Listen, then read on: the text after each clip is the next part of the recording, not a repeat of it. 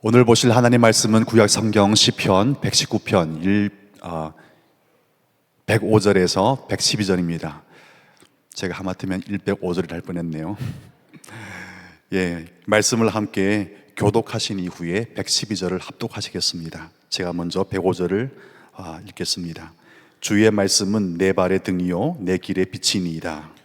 주의 의로운 규례들을 지키기로 맹세하고 굳게 정하였나이다. 나의 고난이 매우 심하오니 여호와여 주의 말씀대로 나를 살아나게 하소서. 여호와여 구하오니 내 입이 드리는 자원 제물을 받으시고 주의 공의를 내게 가르치소서. 나의 생명이 항상 위기에 있사오나 나는 주의 법을 잊지 아니하나이다. 악인들이 나를 해하려고 올무를 놓았사오나 나는 주의 법도들에서 떠나지 아니하였나이다. 주의 증거들로 내가 영원히 나의 기업을 삼았사오니 이는 내 마음의 즐거움이 됨이니이다. 내가 주의 율례들을 영원히 행하려고 내 마음을 기울였나이다. 아멘. 주님의 말씀입니다. 지난주에 이어서 오늘 본문 말씀으로 말씀을 빛을 따라 사는 삶이라는 주제로 말씀을 나누겠습니다. 지난주에는 이제 요게벳의 이야기를 통해서 여러분과 함께 누구를 바라볼 건가 하는 대상에 대해서 함께 나누었습니다. 우리말에 본다는 의미를 시선, 시각, 시야로 나누죠. 시선은 어떤 의미일까요?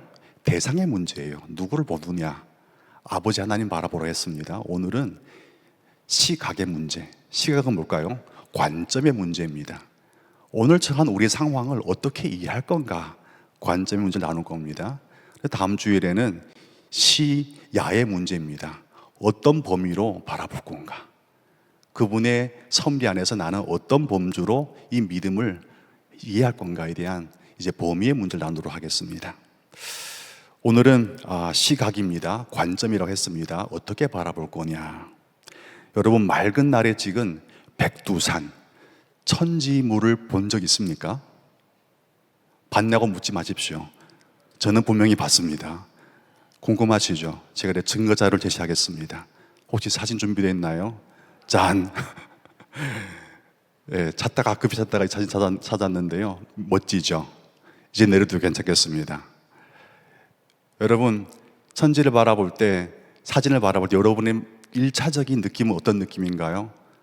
너무나 맑다, 너무나 이쁘다, 고로 나도 가고 싶다, 기승전 나도 가고 싶다. 그렇지 않습니까? 그렇죠. 다 가고 싶은 곳이 바로 천지죠. 여러분, 아름답지만 가고 싶지만 정상까지 오르는 길은 만만치가 않다고 합니다. 그래서 지난해 10월 딱 이때 갔거든요. 장로를 모시고 가게 됐는데, 올라가는 기쁨은 참, 올라가서는 희열있지만 올라가는 과정은 참 고달팠다는 것, 여러분 한번 아셔야 할 것 같습니다. 왜 이런 얘기 하냐면요, 천지는 아름다운 곳이지만 그러나 정상까지 가는 길은 하나의 만만치 않은 과정이 있었다는 것이죠. 숨이 차는 과정이었고 변화무쌍한 날씨 때문에 참 여러모로 어려움들이 있었습니다. 그 모든 과정을 겪고 나서야 우리에게 주시는 하나의 선물이 있다면 천지를 바라볼 수 있는 하나의 감탄인 거죠. 여러분, 신앙생활도 마찬가지입니다.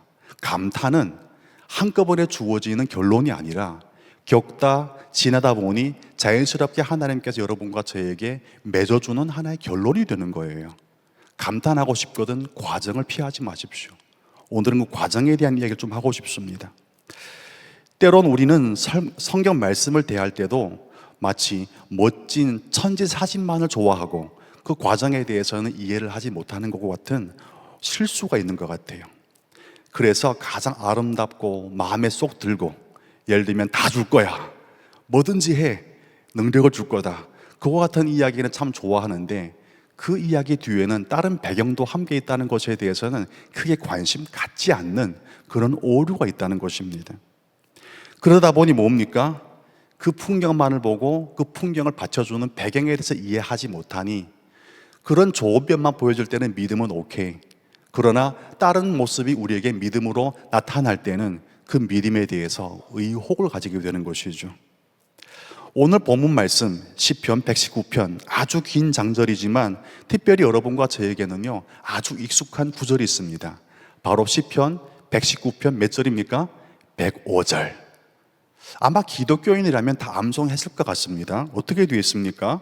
주의 말씀은 내 발의 등이요 내 길의 빛이니이다. 저는 기도할 때 항상 이 말씀을 인용하거든요. 그렇습니다, 주님. 주의 말씀을 내 발의 등이요 빛이라고 했으니 빛을 비춰주소서. 그렇게 다 인용을 많이 하죠. 이 말씀을 모르는 사람은 없습니다. 우리의 최애가 되는 말씀 구절입니다. 그러나 이 말씀만 있으면 얼마나 좋겠습니까? 이 말씀만 있다면 여러분과 저에게는 모든 것은 다 탄탄대로가 될 거야.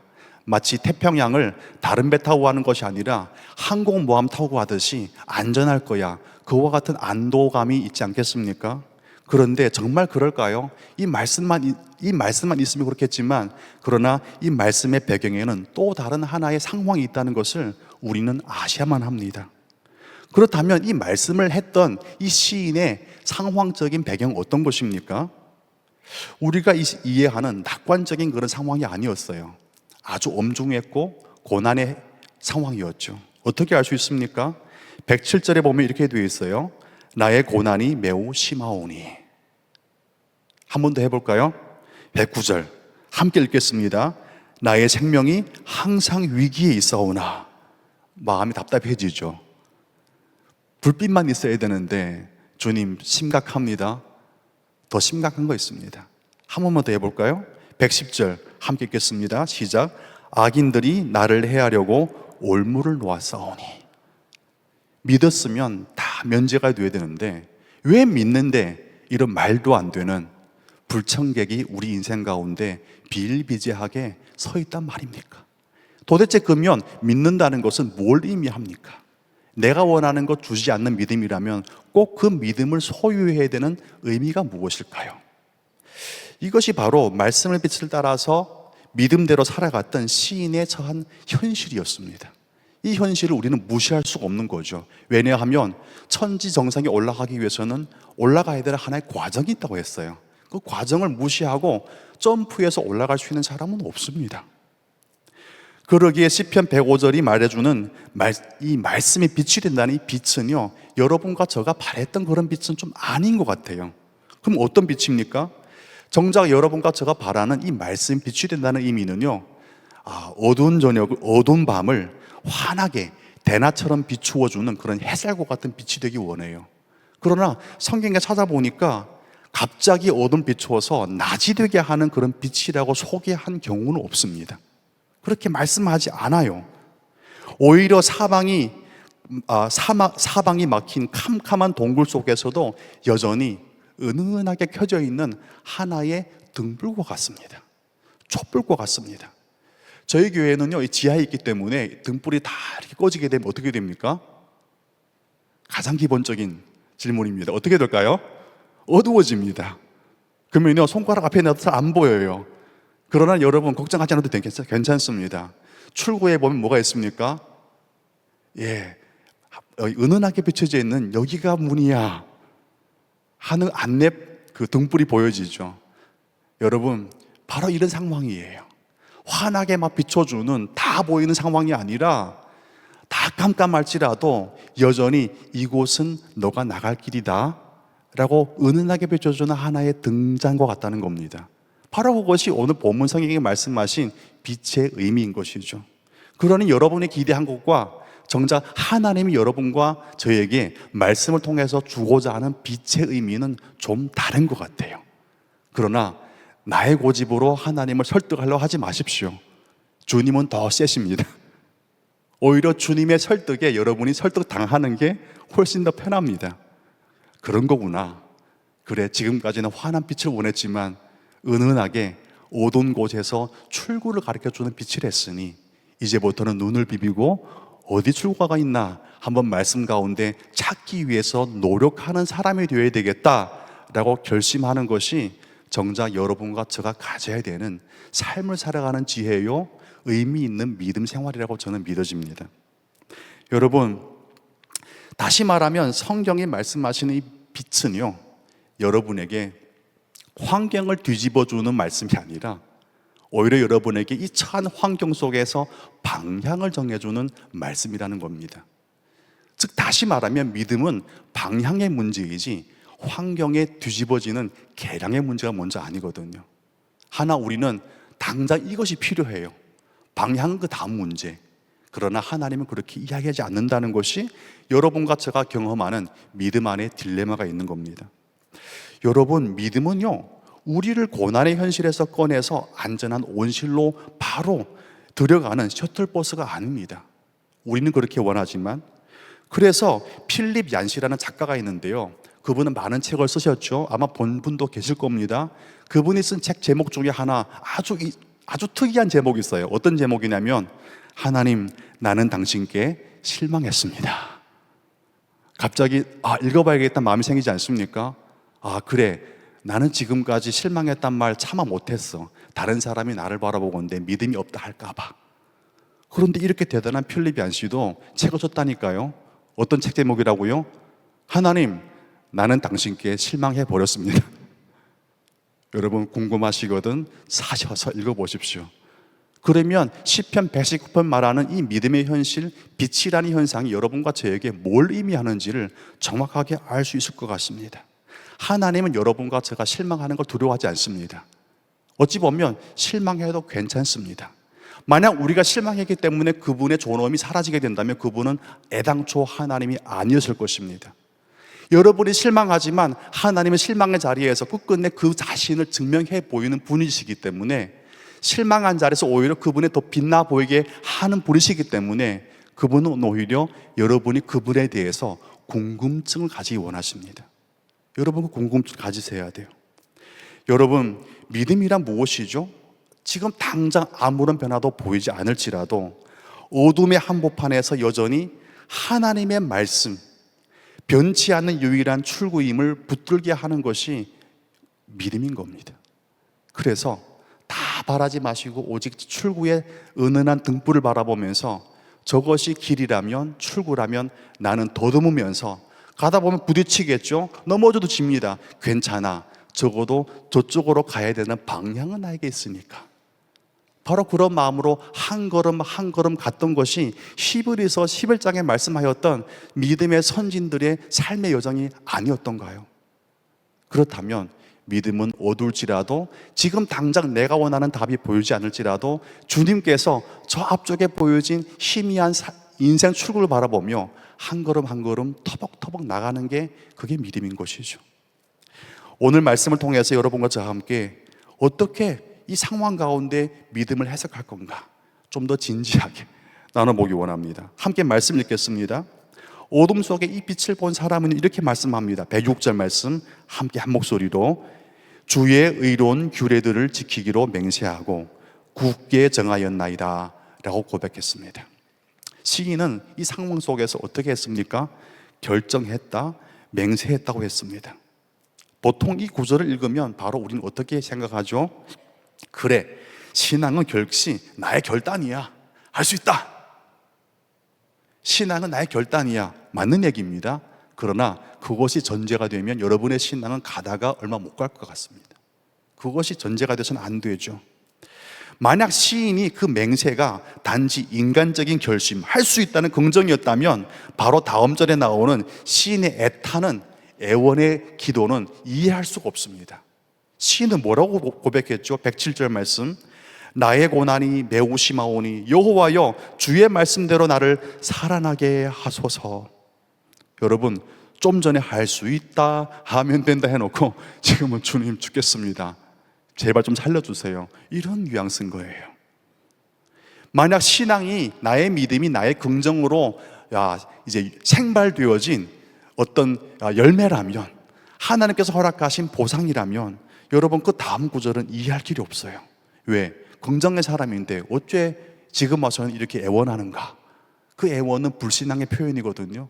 그런데 시인은 그렇게 하지 않고 오히려 애원을 합니다. 어떻게 했습니까? 주의 말씀대로 제발 나를 살 수 있게 하여 주옵소서. 여러분, 방금 긍정한 사람치고 너무나 무기력하지 않습니까? 이곳에서 우리가 볼 수 있는 시인의 믿음은 무엇이죠? 제가 잘 해볼게요, 주님 지켜봐 주세요. 그게 믿음이 아니라는 거예요.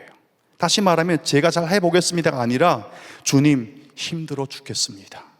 괜찮습니다. 하나님은 그 말씀을 듣는다고 노발대발 하지 않으세요. 여러분 아프면 아프다고 나오셔서 기도의 자리에서 우십시오. 하나님은 그에 대해서 더 귀엽게 생각하시지 그에 대해서 불신앙이다 그렇게 하지는 않는다는 얘기입니다. 어떻게 얘기하죠? 이 사람은 제발 말씀대로 살려주세요라고 부르짖습니다. 이것은 무엇을 의미하는 겁니까? 이것은 무엇을 의미하는 거죠? 106절의 맹세는 내 힘으로 한번 해보겠다는 결단이 아니라 오히려 시인의 고백처럼 어둠 속에서 저 불빛을 붙잡고 가면 살 길이 있겠구나 하는 신뢰라는 것이죠. 신뢰는 여러분 신앙은 여러분의 긍정이 아니라 주님이 하시고 주님이 인생 가운데 불빛을 반드시 정하신다는 그 하시는 일에 대한 신뢰인 겁니다.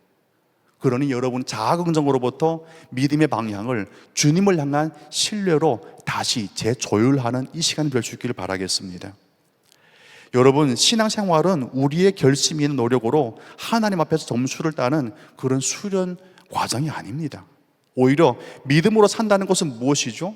적어도 시인의 삶을 보니까 하나님의 약속이 내 삶의 어둠을 밝히는 유일한 빛임을 깨닫고 그 약속에 내 인생과 운명을 온전히 맡겨버리는 것입니다. 이것이 지난주에 나눴던 이야기가 아닙니까? 그래서 시인은 자신의 다짐이 아니라 주의 말씀대로 살려달라고 기도하는 겁니다. 신뢰가 신앙의 믿음의 시작이라는 것이죠. 그렇기 때문에 혹시 지금 내 인생에 이 고난만 없다면 하고 생각하는 분이 계시다면 좀 더 다르게 생각할 필요가 있습니다. 오늘 말씀은 그 고난이 마치 어두운 밤하늘이 별을 더 밝게 보여주듯이 우리의 믿음을 가장 선명하게 두드리는 하나의 기회가 온다고 말씀해 주기 때문에 그렇습니다. 109절과 110절 한번 보십시오. 함께 볼까요? 나의 생명이 항상 위기에 있사오니 악인들이 나를 해하려고 올무를 놓았사오나 이렇게 되어 있습니다. 생명이 위태롭고 발밑에는 무엇이 있습니까? 올무, 우리말로 표현하면 또 함정이라고 할 수 있겠죠. 함정이 가득한 상황에서 시인은 지금 살고 있다는 겁니다. 우리는 시인이 만난 이런 고난을 뭐라고 하죠? 세 글자. 답하신 분에게는 점심 식사 한 그릇 더 줄 수 있는 고난 드리겠습니다. 시인이 만난 이런 고난을 뭐라고 하죠? 우리말로 장애물. 우리는 장애물을 사실은 원치 않습니다. 그러나 시인은 정반대로 그 장애물에 대한 이해를 해줍니다. 장애물은 반갑지 않은 불청객이지만 그러나 유익하지 않는 것은 아니라고 이야기하는 것이죠. 109절에서 110절 보면 이렇게 되어 있습니다. 나는 주의 법을 잊지 아니하나이다. 나는 주의 법도에서 떠나지 아니하였나이다. 도대체 무엇이 그로 하여금 주의 법도에서 떠나지 않게 했단 말입니까? 여러분 그거 아시죠? 배부를 때 그 전에 배고팠던 기억이 잘 안 나지 않는 것.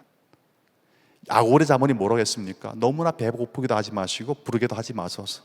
너무나 고파서 다른 사람의 물건을 탐할까 두렵고 너무나 불러서 가장 치명적인 뭐죠? 하나님을 모른다 할까 두렵습니다. 여러분 시인이 지금 고난과 덫을 말씀을 가로막는 장애물이 아니라 오히려 그 말씀이 얼마나 절대적인지를 증명하는 배경이 된다고 말씀하는 것은 탁월한 설명입니다. 여러분 장애물은 반갑지 않지만 장애물이 여러분의 인생길을 막는 것은 아닙니다. 가끔 그것 때문에 여러분과 저는 키가 더 자라게 되고 믿음이 더 성숙하게 된다는 것이죠. 그러니 결론적으로 천지만 바라보지 마시고 천지를 지탱하는 그 배경도 있다는 것을 함께 바라보는 것 중요하다는 것이죠. 다시 말씀하지만 천지가 이뻐서 아름다운 게 아닙니다. 올라가다 보면요 천지가 아름다운 것은 둘러싼 환경이 너무나 척박해서 그리고 접근하기 너무나 힘들기 때문에 그 희소성 때문에도 아름다운 거 아니겠습니까? 아름다운 것은 항상 어려운 과정이 있게 되는 것이죠. 여러분 하나님께서는 때로 우리가 당면하고 있는 고난을 사용하십니다. 시인은 그걸 이야기하시는 거죠. 우리가 의지하던 헛된 것들을 그 고난 가운데 주님은 드디어 내려놓도록 하십니다. 저를 보니까 그렇더라고요. 웬만해서는요 안 내려놓습니다. 그런데 갈 때까지 가보니까 어떻게 됩니까? 내려놓지 않고는 못 베기는 겁니다. 그때쯤 되면 주님께서 우리에게 요청하는 하나의 찬송이 있습니다. 전부여 의지 없어서 손 들고 옵니다. 천부여 의지 없어서. 사실은 의지할 조금만 있어도 천부를 의지하지 않습니다. 하나님 여러분과 저의 한계를 아시기에 그 고난의 장애물을, 어두움을 여러분과 저를 키우기 위한 하나의 배경으로 사용하고 있다는 것이죠. 어찌 보면 하나의 거대한 무대일 수도 있습니다. 그 자리에서 여러분과 저는 내 힘과 방식이 다 무효함을 깨닫게 되는 것이죠. 그리고 모든 것이 다 무효해진 그 자리에서 비로소 우리는 내 생명이 위태로울 때도, 악인의 올무 속에서도 결코 놓칠 수 없는 것은 오직 하나, 하나님의 말씀밖에 없다는 것을 알게 되는 것이죠. 저를 보니까 말씀 앞에 가장 진지할 때는요, 더 이상은 선택이 없을 때, 그때야 비로소 그 말씀 앞에 진지한 사람이 되더라고요. 선택 여지가 있으면 말씀은 그 다음에 옵션이지 절대적으로 여러분과 저의 최우선은 아닙니다. 하나님은 그거 압니다. 우리는 삼시세끼를 꼬박꼬박 챙기지만 말씀은 잘 안 챙깁니다. 그러나 절대적인 인생의 운명이 올 때, 그 갈림길에 서 있을 때 여러분과 저에게는 삼시세끼 별로 의미가 없습니다. 시금전폐. 그리고 하는 일이 무엇입니까? 나오셔서 천부에 의지 없어서 한 말씀만 주옵소서, 그러면 내가 살 수 있겠습니다. 그렇게 하지 않습니까? 그때 비로소 여러분과 저는 그 상황을 걸쳐 오다 보니까 어떻게 되죠? 진짜 말씀 앞에 진지한 사람으로 거듭나 있는 것을 보게 되지 않겠습니까? 여러분, 그렇다면 시인이 이 모든 고난을 견디며 말씀을 붙잡게 되는 힘은 또 무엇이라고 했습니까? 111절, 그 답을 보도록 하겠습니다. 111절 함께 읽을까요? 시작. 주의 증거들로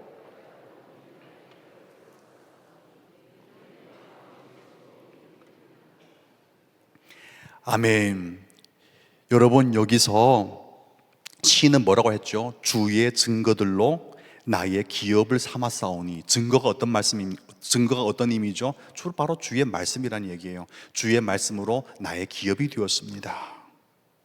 예전에는요, 기회가 생기면 주님 말씀을 통해서 이 기업을 주시옵소서, 저는 그렇게 원했어요.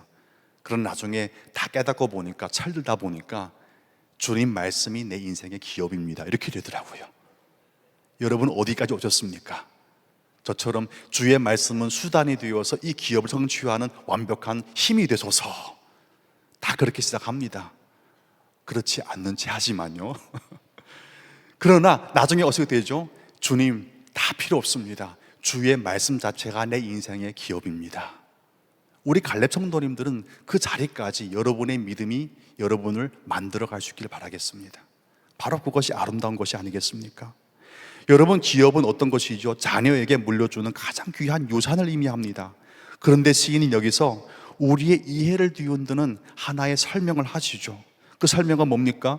말씀을 잘 지켰기 때문에 오늘날 말씀 봤어요, 고로 주님은 뭐 해줄 것 같다. 그게 아닌 거예요. 말씀을 보는 이유가 그거 아니죠.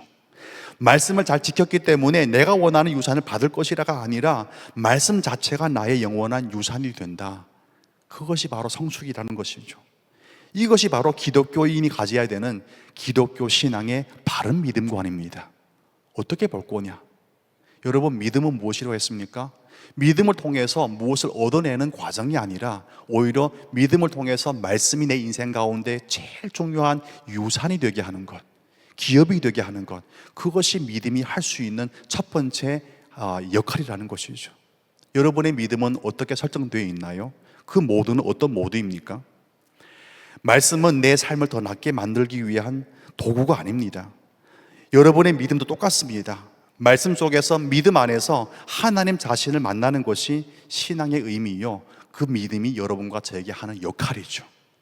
그러니 믿음의 설정이 다르게 되어 있거든 빨로 바른 모드로 바꾸십시오. 다른 모드로 되어 있다면 어떻게 될까요? 여러분이 정작 가고 싶은 곳은 갈 수 없게 되어 있습니다.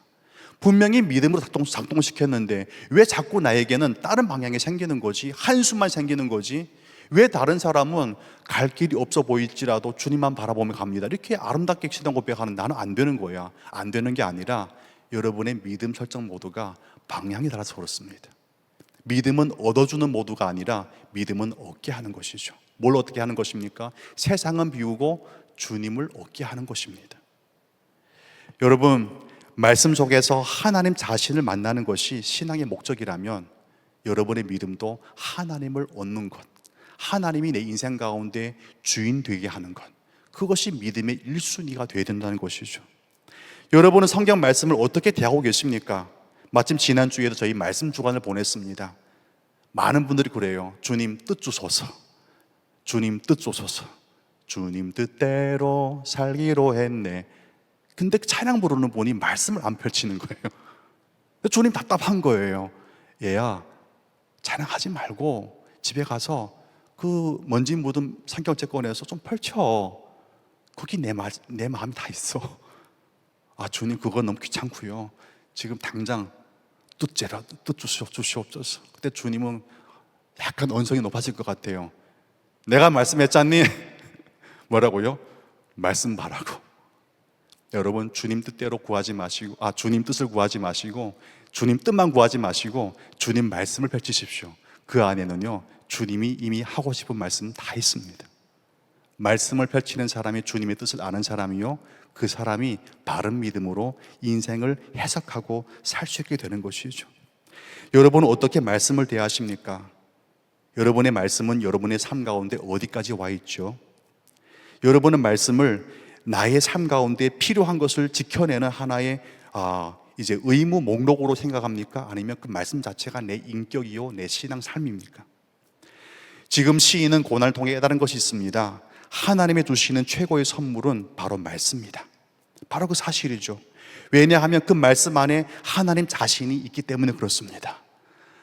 대단하지 않습니까? 많은 분들이 주여 어디 계십니까? 주님 답답할 것 같아요. 어디 있는 게 아니라 난 여기 있어. 주여 어디 계십니까? 할 때 주님은 여기 있다니까. 어떻게 하란 말씀입니까? 펼치고 읽으면 주님은요 살아계십니다. 야곱이 그랬지 않습니까? 드디어 나는 주님을 눈으로 봅니다. 여러분, 귀로만 듣지 마시고 여러분의 눈으로 직접 말씀을 통해서 주의 실존을 볼 수 있는 은총이 있기를 바라겠습니다. 여러분, 시인의 말씀하기를 말씀 안에 주의 실존이 있다. 말씀이 바로 하나님 자신이라 말씀합니다. 이것은 어떻게 말씀하시죠? 말씀은 더 이상 누구를 찾기 위한 것이 아니라 하나님 자신의 임재를 경험하는 가장 중요한 공급이라는 것이죠. 그래서 임마누엘, 2000년 전에 십자가에 못 박히신 예수님이 임마누엘이셨죠. 그렇다면 예수님이 어디 살아계십니까? 여기 살아계십니다. 임마누엘, 다른 곳 찾지 마시고 주여 함께 하소서. 말씀과 함께하는 사람은 이미 주님과 함께 한 사람인 거예요. 그런 여러분, 말씀이 살아있는 사람이 되어야 되지 마냥 구하기만 해서는 안 된다는 것입니다. 따라서 마지막으로 시인은 112절 이렇게 고백합니다. 그의 결론은 이거죠. 살아보니 이것이 결론입니다. 112절 함께 읽겠습니다. 내가 주의 율례들을 영원히 행하려고 내 마음을 기울였나이다. 여러분, 이제 드디어 주님, 이 어려움 피하게 해줘서 제발이요 하고 예전에는 탁 몸피했는데 알고 보니 그 어둠 속에 누가 있다고요? 하나님의 임재가 있다는 거예요. 그때 비로소 시인은 말씀의 은혜를 붙잡고 그 어둠을 향해서 기울입니다. 자, 아름답지 않습니까? 근사하지 않습니까? 이것이 믿음의 사람의 용기가 아니겠습니까? 손양호 목사님, 저보다 여러분 잘 아지 않습니까? 주기철 목사님, 여러분 고춧가루 물이 콧구멍으로 들어가고 못이 박힌 널판을 건너갈 때 안 아팠을까요? 아마 몸과 마음은요 기울었을 거예요. 피하고 싶은 마음. 그러나 주님이 그 자리에 계신다고 하니 어떻게 됐을까요? 나의 영혼과 나의 믿음은 그 자리로 기울어지는 거예요. 여러분, 신앙이 바로 이거 아니겠습니까? 나의 몸은 피하고 싶지만 그러나 말씀이 그렇다고 하니 그 자리에 하나님의 임재가 있고 그 자리에 나의 신앙 인격의 성숙이 있다고 하니 자연스럽게 믿음대로 그 자리를 향해서 한 걸음 더 기울여 보는 것. 여러분, 우리는 마냥 용기 있는 사람이 될 수는 없습니다. 말씀을 볼 때 여러분 적어도 5분만큼은 용기를 낼 수 있습니다. 여러분의 그 5번의 용기 내어줌이 말씀이 살아 움직인다는 사실을 증거하는 5번이 되게 할 줄로 믿습니다. 여러분 그 5번을 맛보십시오.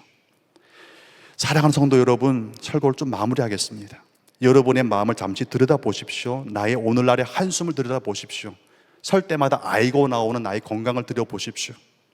우리 중 누구도 인생의 어두운 터널을 즐기는 사람은 없습니다. 다 피하고 싶죠. 우리는 모두 105절을 환한 빛을 원하지 107절, 109절은 원치 않습니다. 그것이 솔직한 마음이 아니겠습니까? 그러나 오늘 주님은 시편의 말씀을 통해서 여러분과 저에게 새로운 관점을 열어줍니다. 무엇을 봐야 되는 것인지. 그 어둠은 우리를 파괴하기 위한 상황이 아니라 하나님이 그 어둠을 허용했다면 오히려 세상의 모든 거짓된 빛이 꺼졌을 때 그 상황 가운데 우리의 눈은 드디어 하나님이 나와 함께 한다는 사실을 그 상황 가운데서, 어둠 가운데서 드디어 볼 수 있게 된다는 것입니다. 여러분, 다니엘은 풀무불을 비껴가지 못했습니다. 누구도 믿지 않네요. 다니엘은 풀무불을 비껴가지 못했습니다. 맞습니까? 어떤 분이 이거 맞다고 해야 되나? 믿었으면 풀무불이 비껴가져야 되는데 이게 상식인데, 그러나 성경은 그렇게 말씀하지 않습니다. 다니엘은 풀무불을 비껴가지 않고 하나님은 그를 풀무불에 어떻게 했죠? 쳐넣었어요. 그러나 하나님은 다니엘 아니면 새 친구만 쳐넣은 게 아니라 하나님은 그 사람들과 함께 그 상황 가운데 들어갔습니다. 또 한 번, 다니엘은 사자굴 입구에서 석방되었습니다. 옳다 틀리다. 예? 석방되었습니까? 틀립니다. 하나님은 다니엘 사자굴에 들어가게 하셨습니다. 그리고 어떻게 했죠? 사자의 입을 묶어버렸어요. 여러분, 이것이 신앙인 것이고 이것이 우리가 그 상황 가운데 여러분과 제가 붙잡아야 되는 믿음의 결론인 것이죠. 비로소 그 자리에서 다니엘과 그의 세 친구들은 어떻게 됐습니까? 하나님의 살아계심은 우리의 상황과 상식을 넘어서 우리와 함께 임재하시고 그 임마누엘의 은혜를 보여준다는 사실을 비로소 깨닫게 된 것이죠. 여러분이 깨닫고 싶은 임마누엘은 어디 있습니까? 여러분의 상황으로 한계 짓지 마시고 하나님이 만들어 놓은 상황 가운데 여러분 들어가십시오. 그 자리 안에 비로소 여러분과 제가 만날 수 있는 초월하신 분, 부활의 분, 우리의 삶의 희노애락을 아시고 먼저 그 나라와 이를 구하는 자에게 이 모든 것을 더하신다고 약속하신 살아계신 주님이 그 자리에서 비로소 만나지게 될 줄로 믿습니다. 여러분은 짓누르는 것이 무엇이죠? 피하고 싶죠. 그러나 주님이 허용한 것이라면 은혜를 구해서 은은한 말씀의 빛 따라서 끝까지 들어가십시오. 그 자리에서 주님이 기다리시고 그 자리에서 주님 여러분 손잡고 풀무불을 나왔듯이, 사자굴에서 다시 나왔듯이 여러분의 인생 또한 상황 가운데 피할 길을 내어주신 주님을 간증할 수 있는 아름다운 믿음의 사람들로 빚어가는 줄로 믿으시기를 바라겠습니다. 이 시간 다 함께 기도하기 원합니다.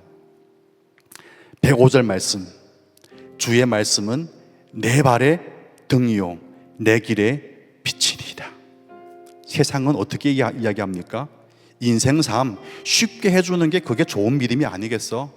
하나님이 살아계시다면 좀 편하게 해줘야지 이게 뭐니? 고로 하나님은 살아계시지 않는다고 이해합니다. 그러나 성경은 뭐라고 말합니까? 아니야, 쉽게 해주는 것이 믿음이 아니었어. 오히려 어려운 인생 삶을 믿음 붙잡고 돌파하게 하는 것이 믿음이라고 했어. 그러니 나는 피하는 자가 아니라 믿음을 구해서 그 어려움을 돌파하는 자가 되기를 원해 라는 고백이 여러분과 저의 믿음의 고백이 된 줄로 믿습니다. 함께 기도합시다.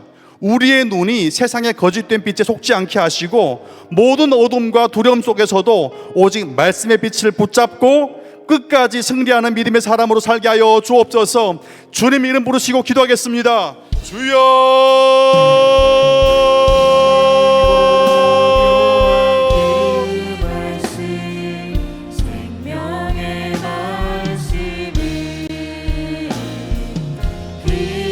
세상은 쉽게 가라고 말합니다. 하나님은 너를 편하게 해야 그 좋은 하나님이시오. 그러나 성경은 말합니다. 아니야, 어둠 상황 가운데서 나와 함께 하시고 그 모든 어두움을 돌파하게 하시는 분이 하나님이시오. 그러니 나의 마음과 몸은 기울일지라도 나의 믿음은 주님을 향해 한 걸음 더 나갈 거야 라고 결단하는 우리 모두가 되게 하여 주시옵소서. 주님, 도움이 필요합니다. 저희로 하여금 믿음의 은혜를 나의 마음대로 설정하지 않게 하시고 주의 말씀대로 설정하게 하여 주시옵소서. 오늘날 우리의 모든 장애물과 같은 인생 가운데 나의 좌절이 먼저 앞서는 것이 아니라 주여, 드디어 주님 만날 기회가 생겼습니다. 주여, 나로 하여금 상황 가운데 만나 주옵소서. 주의 은혜를 맛보고 하는 은혜로운 통로로 주인 나의 오늘의 한숨과 좌절과 절망을 사용하여 주시옵소서. 주님 말씀 가운데 붙잡는 은혜가 있다면 주님 반드시 그 은혜 붙잡게 하시고 오늘날 나의 믿음이 성숙한 믿음이 될 줄로 믿습니다. 하나님 그 자리까지 인도하여 주시옵소서. 우리의 모든 한숨이나 기도가 되게 하시고 기도의 자리에서 하나님의 넓으신 은혜와 살아계신 실존의 은총을 우리의 믿음으로 고백하는 역사를 허락하여 주시옵소서. 주님, 우리는 주님께 나왔습니다. 그러니 주님 이 시간 우리를 만져주셔서 십자가 부활의 은혜로 우리 모두를 덮어주시옵소서.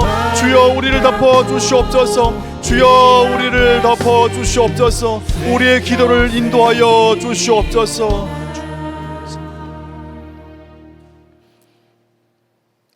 지금까지 바랬던 것 믿었으니 좀 쉽게 가게 해주세요.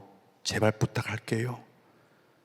그러나 시편 기자의 말씀을 통해서 너무나 부담되지만 쉽게 가지는 게 믿음이 할 일이 아니라 어려운 인생 속에서 주님 손 붙잡고 끝끝내 그 어두움을 정면 돌파하는 것이 믿음이라면 주님, 오늘 그 믿음을 우리가 다 배울 수 있게 하여 주시옵소서. 내 마음과 내 뜻대로 믿음의 할 일을 설정하지 않게 하시고 주님이 섬기하신 믿음의 방향대로 나의 마음과 삶의 의지와 관점과 또 원하는 소원들이 온전히 재설정되어지는 은혜가 있게 하여 주시옵소서. 그래여서 풀무불 앞에 두고 사자고를 앞에 두고 피하는 것이 할렐루야가 아니라 피하게 하지 않았으면 그 자리에서 하나님의 방법이 있다는 것을 믿고 신뢰함으로 기꺼이 주님 손 붙잡고 풀무불 가운데 들어가 보게 하시고 사자굴에서 다시 살아나게 하시는 하나님을 간증할 수 있는 갈렙교회 성도님 한 분 한 분 되게 하여 주시옵소서. 그래서 편하게 살았다가 우리 인생 간증이 아니라 그 아무 증거 보이지 않을지라도 주님 말 의지하며 끝까지 나는 말씀 가운데 승리하는 인생 간증이 살았습니다. 그것이 우리 모두 다 함께 마음 모아 힘을 모아 고백하는 하나님의 영광이 되게 하여 주시옵소서. 주님, 오늘도 우리 삶 가운데는 좌절이 많습니다. 한숨이 넘쳐납니다. 원하신다면 이 한숨을 걷어가 주시되, 그러나 주님, 그 한숨이 아직 우리 삶 가운데 할 일이 있다면 그 한숨을 통해서 하나님이 하시는 아름다운 일을 나의 좌절이 아니라 하나님의 살아계시는 신앙 고백으로 승화될 수 있도록 우리 삶을 이끌어 주시옵소서. 대낮처럼 밝아졌기 때문에 감사하지 않겠습니다. 단지 어두운 상황 가운데도 주님 말씀이 내 인생 가운데 등불로 보이기 때문에 그 보임으로 인해서 감사할 수 있게 하여 주시옵소서. 살아계시고 우리의 삶의 여정을 끝끝내 책임지셔서 쉴만한 물가 푸른 소정으로 인도하기에 여유로우시고 은혜로우신 예수님 이름으로 간절히 기도드립니다. 아멘. 이 시간 다 함께 자리에서 일어나시어 봉헌 찬양을 드리겠습니다.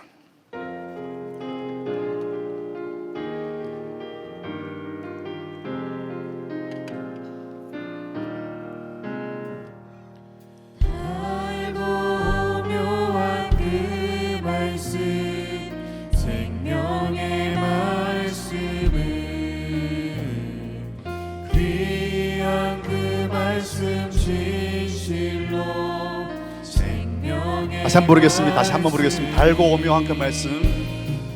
달고 오묘한 그 말씀, 생명의 말씀은 귀한 그 말씀, 진실로 생명의 말씀. 귀한 주님의 말씀은 귀한 주님의 말씀은 내 노래 되도다. 아멘. 모든 사람을 살리는 생명의 말씀 믿음으로 선포합니다. 값도 없이 받아 생명 길을 가니 아름답고 귀한 말씀 생명샘이로다. 아름답고 귀한 말씀 생명샘이 널리 울려 퍼지는 퍼지는 생명의 말씀을 마음의 용서와 평안을 골고루 주나니 아멘. 다만 예수 말씀 듣고 복을 받네. 아름답고 귀한 말씀 생명샘이 아름답고 귀한 말씀 생명샘 아름답고 귀한 말씀입니다.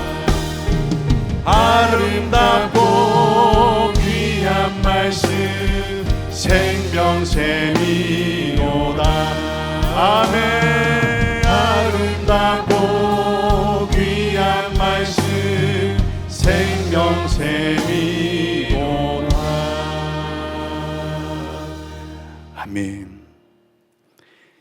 주님, 쓰디쓴 인생 가운데 우리가 달콤하게 맛볼 수 있는 유일한 선물, 말씀을 주셔서 감사합니다. 어둡고 어두운 세상 가운데 우리가 붙잡을 수 있는 유일한 빛, 말씀을 주셔서 감사합니다. 눈이 있으나 보지 못하는 우리 맹모 같은 인생, 말씀으로 비춰주셔서 드디어 더듬지 않고 정확히 출구와 살 길을 알게 하심으로 걸음걸음 더디더라도 멀리 갈 수 있고 궁극적으로 하늘나라 입성할 수 있는 영광스러운 천국 시민이 되어서 인생 살게 하시니 진심으로 감사합니다. 주님, 오늘 이 자리에 말씀을 붙잡고 기도하였고 말씀이 나의 인생 가운데 참빛이고 생명입니다 찬송했으니 단지 이 자리만 맴도는 찬송과 고백이 아니라 각자 삶의 자리 돌아가셔도 한숨이 나오는 자리에 말씀이 선포되게 하시고 비명소리가 나오고 좌절이 올지라도 그 자리에 오직 말씀만 살 길임을 믿음으로 신뢰하며 말씀의 사람으로 그 자리에서 싸울 수 있게 하여 주시옵소서. 그리하여서 범사에 상황이 나를 정리하고 지배하는 것이 아니라 살아계신 하나님의 말씀과 함께 하심에 주님 손 붙잡고 그 태산과 같은 어려움 짐들을 정면 돌파하는 갈렙 성도가 되게 하여 주시옵소서.